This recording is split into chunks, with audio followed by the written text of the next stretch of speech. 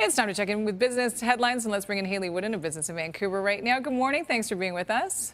Good morning. Thanks for having me. So, Haley, we're going to start in Europe this morning, where Brexit negotiations start today between the UK and the European Union.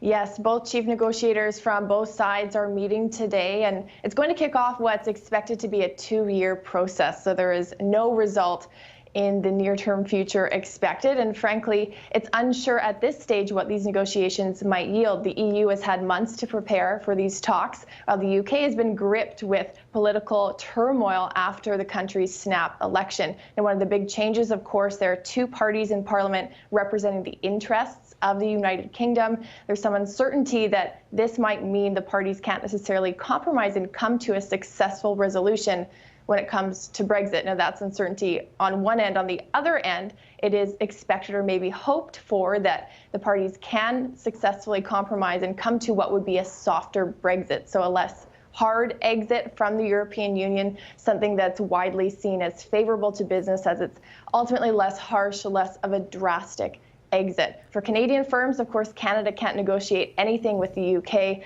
up until negotiations around Brexit are concluded. That means a lot of Canadian firms and firms in London as well are forced to simply wait and see what these negotiations will yield. Right. They'll be waiting a while, it sounds like.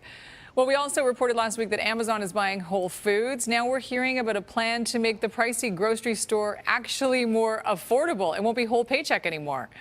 Yeah, it won't be Whole Paycheck. We'll see. Whole Foods has struggled to do this for many, many years. Maybe Amazon will be successful in doing it. Of course, they have more resources available to them. But according to Bloomberg, Amazon's aim is going to be finding that balance. On the table, potentially reducing Whole Foods headcount, so some layoffs.